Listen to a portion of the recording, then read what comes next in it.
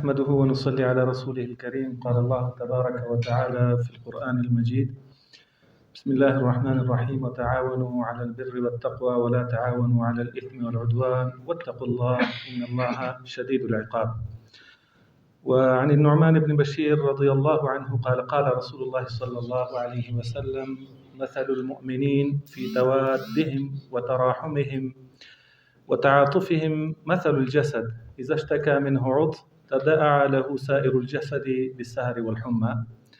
وأيضا قال رسول الله صلى الله عليه وسلم: المسلم أخو المسلم لا يظلمه ولا يسلمه، ومن كان في حاجة أخيه كان الله في حاجته، ومن فرج عن مسلم كربة فرج الله عنه كربة من كرب يوم القيامة.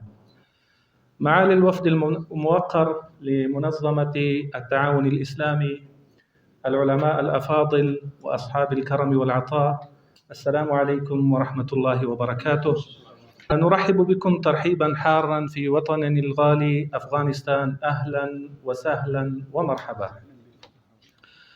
أصحاب المعالي، الشعب الأفغاني يثمن جهودكم التي بذلتموها وتبذلونها امتثالا لأمر الله سبحانه وتعالى في سبيل التعاون والتعاضد والتكاتف بين المسلمين في مناطق مختلفة من العالم الإسلامي. فلقد كان لكم الموقف الجريء أمام العدوان السوفيتي على الشعب الأفغاني المسلم المجاهد. ففي يناير عام 1980 الميلادي تبنى وزراء خارجية 34 دولة في منظمة التعاون الإسلامي قراراً يطالب بالانسحاب الفوري والعاجل والغير المشروط للقوات السوفيتية. هذا الموقف التاريخي ستعتز به أجيالنا القادمة، وسيتذكرونها وسيشكرونها على مر الأزمان والعصور. أيها السادة، أفغانستان الأبية التي كان لأبنائها دورا هاما في نشر الحضارة الإسلامية وانتصار المظلومين والدفاع عن حوزة الدين ومد يد العون للمسلمين في مختلف الأقطار الإسلامية وخاصة في شبه القارة الهندية. هذا البلد الأبي الشهم وهذا الشعب المجاهد تعرض بين فينة وأخرى للعدوانات الخارجية الغاشمة السافرة. فخلال قرن واحد حاول كل من الإنجليز والسوفيت وأمريكا احتلال أفغانستان. وبعد أحداث 11 من سبتمبر والتي لم يكن للأفغان أي تورط فيها، جن جنون أمريكا فأعلن رئيسها جورج الإبن حربا صليبية مهددا للعالم إما معنا أو مع الإرهاب على حسب تعبيره. للأسف الشديد لم نشاهد التعاون الذي تلقيناه من إخواننا المسلمين إبان الاحتلال الشيوعي، فبقي الشعب الأفغاني وحده في الحرب المفروضة عليه، لكنه لم يستكن ولم يستسلم ولم يلن، بل صار يدافع عن عقيدته وأرضه وعرضه. فواجهت أمريكا المقاومة الجهادية الأفغانية الشرسة، فانكسرت شوكتها وتقازمت غطرستها وفشلت مؤامراتها واضمحلت أطماعها وانقلبت خاسئة خاسرة مهزومة تجر أزيال الخزي والعار. ورد الله الذين كفروا بغيظهم لم ينالوا خيرا وكفى الله المؤمنين القتال وكان الله قويا عزيزا. معالي نائبة منظمة التعاون الإسلامي، الإمارة الإسلامية وخاصة وزارة التعليم، وزارة المعارف، لا تنكر قيمة العلم وأهميته ومكانته كما تفضل معالي الوزير حفظه الله. وأفغانستان، ما أدراكم ما أفغانستان؟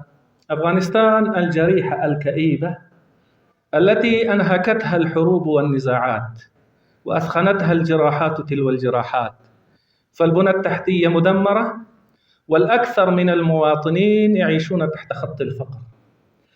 ولا زال الشعب الأفغاني يقاسي ويعاني الآثار المدمرة الكارثية التي خلفها الاحتلال الأمريكي الغاشم. فعلى سبيل المثال في مجال التعليم لا توجد هناك أبنية للمدارس في كثير من المناطق حتى للذكور، ولا رعاية صحية للطلاب، لكنهم رغم ذلك يواصلون دروسهم تحت أديم السماء في خيام لا تقيهم الحر والقر. في خيام نحن رأيناها بأم أعيننا، هم يدرسون في خيام تحت أديم السماء لا تقيهم الحر والقر. لقد تضررت المنظومة التعليمية كأي منظومات أخرى بسبب الحروب المستمرة والاحتلالات الأجنبية. هنا قصفت المدارس، هنا سفكت دماء المعلمين والتلاميذ.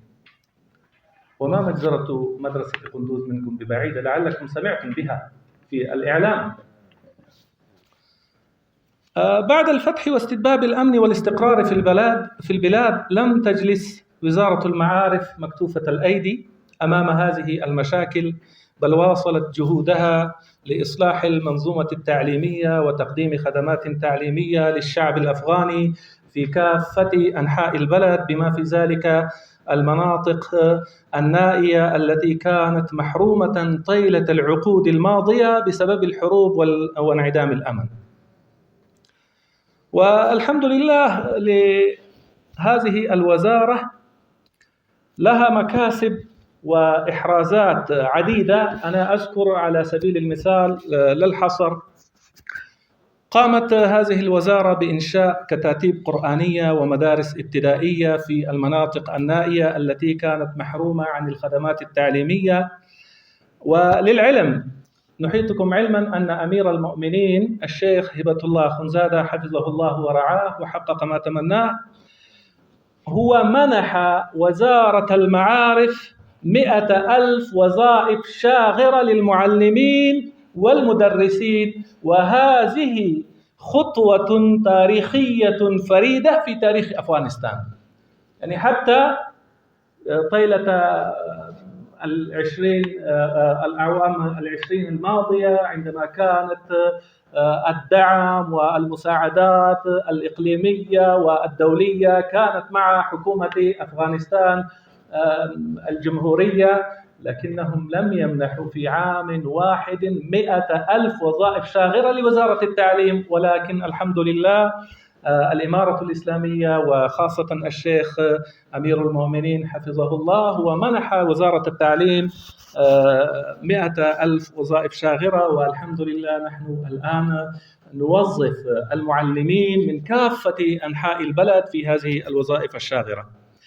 ثانيا، إنشاء عشرات المدارس بدعم من المؤسسات المساعدة. ثالثا، تخصيص ميزانية لترميم وإعادة بناء مدارس في مختلف الولايات. يعني لعلكم على علم أن أفغانستان يعني تواجه أزمات اقتصادية، ومع ذلك خصصت ميزانية لترميم وإعادة بناء المدارس. وكذلك لهذه الوزارة جهود مستميتة لضمان جودة التعليم، وقد أحرزت الإمارة الإسلامية مكاسب عديدة في هذا المجال ولله الحمد. يعني أفغانستان تواجه في مجال التعليم أزمتين، مشكلتين.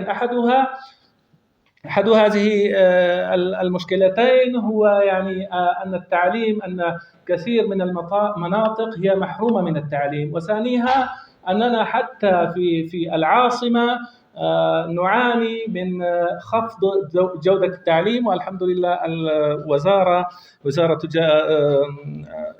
المعارف لها جهود مستميتة لضمان جودة التعليم. خامسا، توزيع 26.2 مليون كتابا على الطلاب في ولايات مختلفة.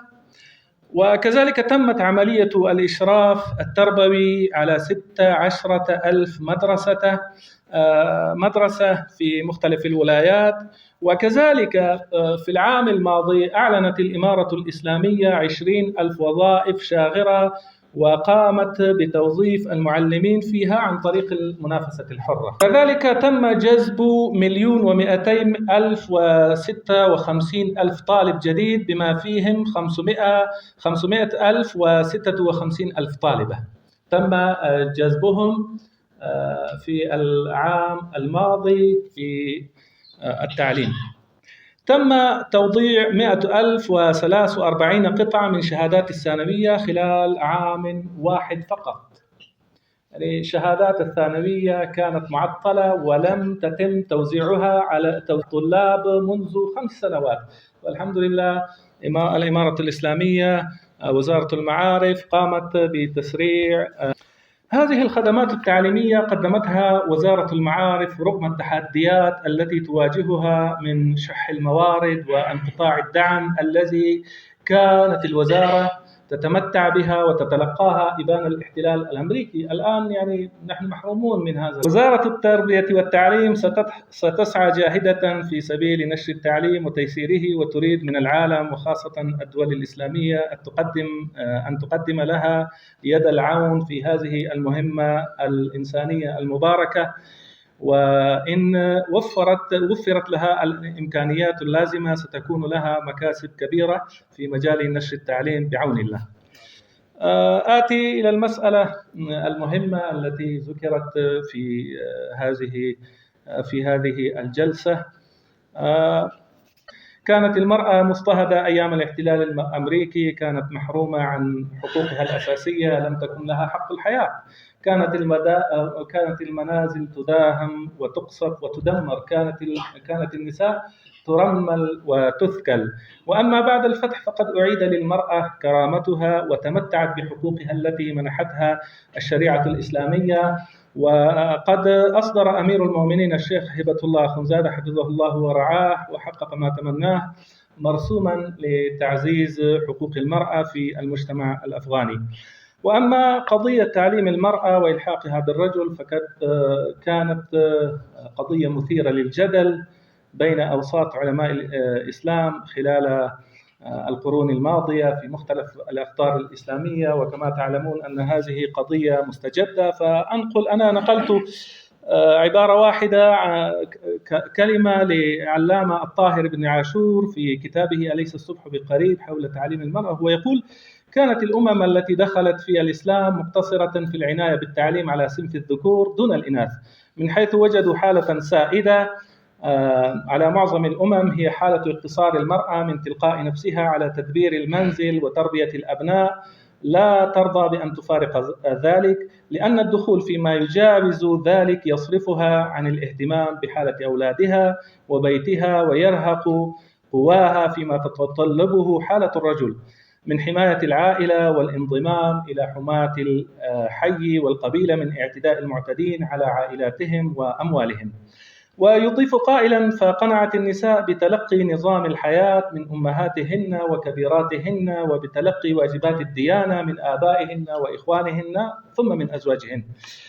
وكذلك كان توجيه الموجهين من أهل الرأي في المسلمين. ويقول الشيخ الطاهر بن عاشور: ناهيك بأن المعري وهو المعروف بخلع التقاليد المألوفة يقول في شأن المرأة: علموهن الغزل والردن وخلوا الكتابة والقراءة، وصلاة الفتاة بالحمد والإخلاص تجزئ عن يونس وبراءة. شواهد التاريخ دلت على أنه لم يوجد في تاريخ البشر قبل القرن الثالث عشر الهجري أمة حاولت إلحاق المرأة بالرجل في المعارف. هذا قول الشيخ ابن عاشور.